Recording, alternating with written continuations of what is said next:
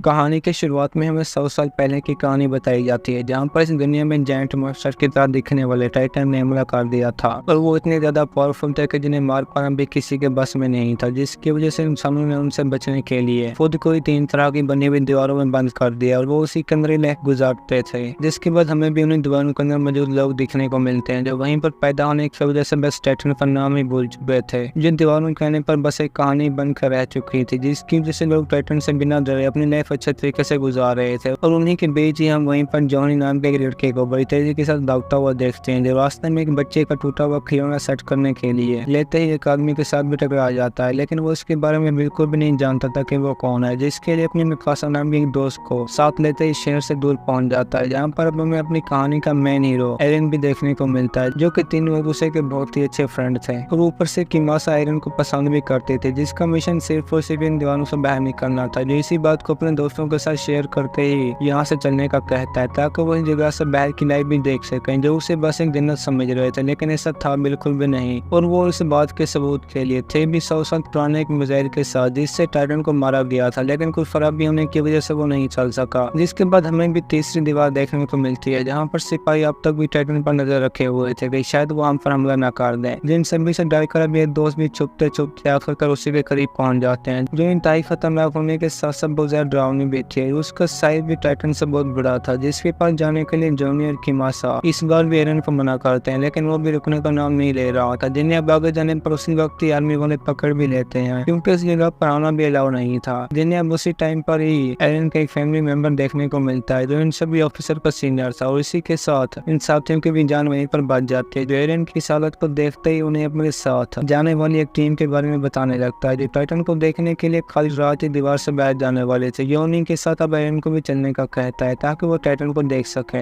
जिनका बस ये बात करना ही था कि तभी उसी टाइम पर अब एक बहुत ही बड़े टाइटन ने इन पर हमला कर दिया था, जो कि इंसानों के बनाए हुई दीवार से भी बहुत बड़ा था और अपनी उसी पावर के साथ एक दीवार को भी वहीं पर तोड़ देता है, जिसके बाद का मंजर ही बहुत डरावना था, क्योंकि बाहर मौजूद सभी के सभी टाइटन अंदर की तरफ आ रहे थे, जिन्हें रोक पाना भी किसी के बस में नहीं था, और वो शहर में आने के बाद इंसानों को भी गाजर मूली की तरह खा रहे थे, जिसकी वजह से तीसरी दीवार में भी चारों तरफ तबाही मच जाती है, जिन्हें आर्मी वाले रोकने की भी बहुत कोशिश कर रहे थे, लेकिन काम नहीं बनता, क्योंकि उनके पास इन्हें मारने वाले वेपन भी मौजूद नहीं थे, जिनके साथ साथ टाइटन के पास अपने जख्मों को हील करने की भी पावर थी, जिसकी वजह से इन्हें हरा पाना बहुत मुश्किल था, और खुद भी अपने सामने आने वाले सभी लोगों को पकड़ कर खाने लगते हैं, जिसकी वजह से एरन अपने साथियों के साथ शहर में पहुंचते ही उसके सबसे बड़े हॉल में जाने की कोशिश कर रहा था, जो भगदड़ की वजह से काम था तो बहुत ही मुश्किल, लेकिन फिर भी बिना रुके आगे की तरफ बढ़ने लगते हैं, क्योंकि अब इनके अपने करीबी टाइटन आने के बाद इंसानों को पकड़ कर खा रहे थे, जिन्हें अंदर मौजूद लोगों ने कभी भी इमेजिन नहीं किया होगा। और इसी के साथ एरन हॉल में भी लोगों की भगदड़ के साथ पहुंच जाता है, जबकि किमासा एक बच्चे को बचाने के चक्कर में वहीं पर ही रुक जाती है, जिसके पास आने के लिए एरन भी बहुत कोशिश करता है, लेकिन काम नहीं बनता, क्योंकि अब एक टाइटन ने करीब आने पर किमासा को भी मार दिया था, जिसे ढूंढने के लिए यह खुद भी किसी तरह बाहर आने के बाद बहुत बुरी तरह रोने लगता है, क्योंकि वो इस सब का जिम्मेदार खुद ही समझ रहा था, जिसके पीछे पीछे टाइटन ने उसी हाल में भी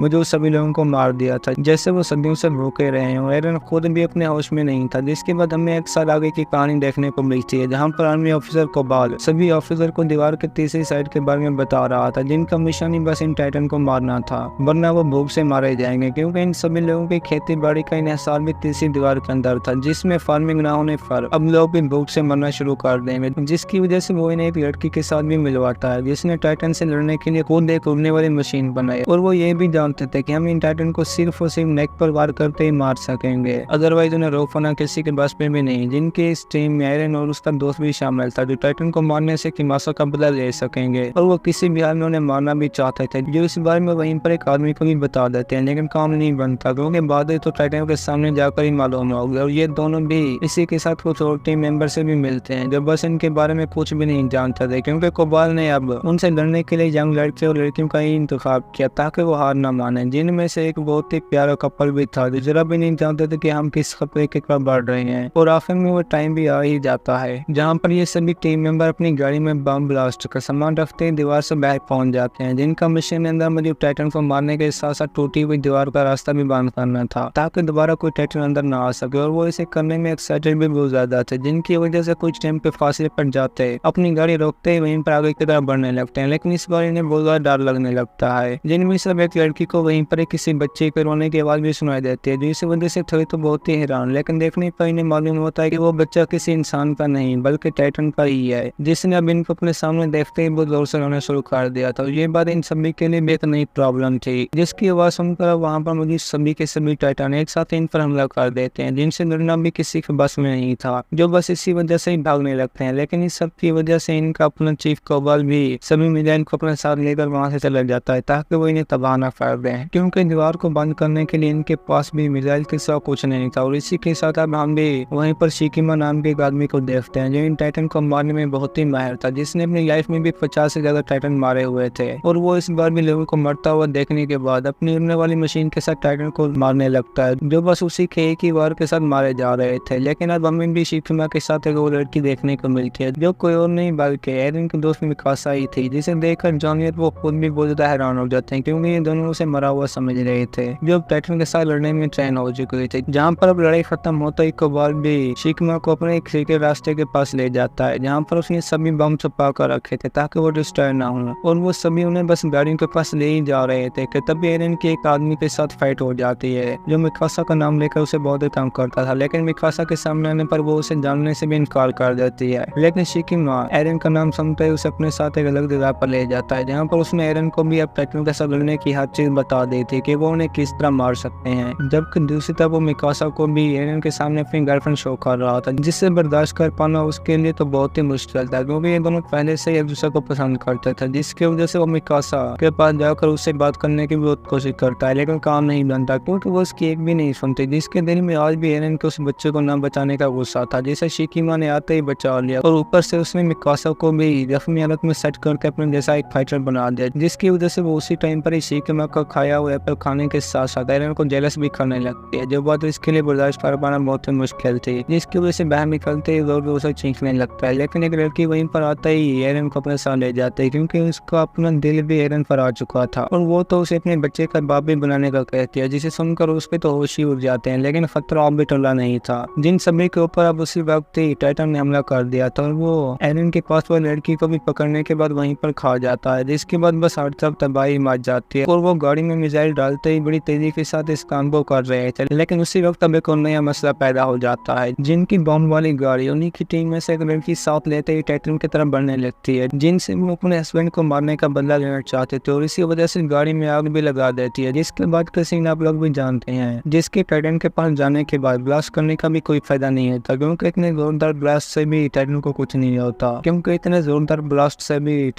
नहीं होता, जो उल्टा बस उसी टाइम पर ही खुद को ये कर देते हैं, जिनके इस काम से अब शिकीमा और एरन भी बड़ी तेजी के साथ टाइटन को मारने में मसरूफ हो जाते हैं। लेकिन उनकी तादाद बहुत ही ज्यादा थी, जिसकी वजह से इनके काफी मेंबर भी मारे जा चुके थे, और अब बारी थी एरन की, जो शिकीमा के बताए हुए तरीके पर अमल करते ही उसी वक्त उड़ने के साथ साथ सभी टाइटन को एक साथ मारने लगता है, जिसमें काफी अपनी तलवार के साथ मार भी दिए थे। लेकिन एक हिस्सा में जाने पर वो उसी वक्त एरन की टांग काट देता है, जिसे देखने के बाद उसके सभी मेंबर भी बहुत ज्यादा दुखी हो जाते हैं, और ऊपर से तो उन्होंने अब जॉनी को भी पकड़ लिया था, जिसे बचाने के लिए एक लड़की भी बहुत कोशिश करती है, लेकिन उसके हमले पर टाइटन पर जरा भी असर नहीं होता, जिसकी वजह से एरन अब जो ही अपने साथी को मरता हुआ देखता है तो बिना टाइम वेस्ट किए खुद को सपोर्ट देकर उसके मुंह से जॉनी को भी बाहर निकालते खुद अंदर चला जाता है, जिससे जॉनी की तो जान बच जाती है। लेकिन इस बार अब एरन को अपनी टांग के साथ हाथ भी खोना पड़ता है, जो बात की मासा खुद भी बर्दाश्त नहीं कर पाते, क्योंकि वो दोनों एक दूसरे के साथ बहुत ही प्यार करते थे। लेकिन वो खुद भी कुछ टाइम के बाद टाइटन को मारते बैटरी ऑफ होने की वजह से वहीं पर उड़ जाती है, और दोनों एक टाइटन उसी की तरफ बढ़ने लगता है, तो बीच में अब एक नया टाइटन निकलते ही उसी की बॉडी को फाड़ कर खुद बाहर निकल आता है, जिसकी शेप भी पूरी तरह कहानी के शुरू में दिखने वाले टाइटन जैसी थी, और उसने तो बस कुछ ही टाइम में अपने सामने आने वाले मौजूद सभी टाइटन को मार दिया था, जिसके बाद वहाँ पर मुझे बाकी डर के हमारे खुद ही इस जगह को छोड़कर चले जाते हैं। लेकिन आखिर में ये खुद भी ज्यादा भूखा होने की वजह से वहीं पर गिरते बेहोश हो जाता है, जिसके बारे में मिकासा जानती थी कि इसकी भी गर्दन काटनी पड़ेगी, और वो जो ही ऐसा करती है तो बीच में कोई और नहीं बल्कि एरन खुद ही निकलता है, जिसका हाथ और पाँव भी हील हो चुका था। तो देखने के बाद शिकीमा खुद भी हंसने लगता है, जैसे वो पहले से ही हर चीज के बारे में जानता हो। और इसी सस्पेंस के साथ ही हमारी आज की ये कहानी खत्म होती है। दोस्तों, अगर आपको हमारी कहानी पसंद आई हो तो वीडियो को लाइक और चैनल को सब्सक्राइब जरूर कीजिए।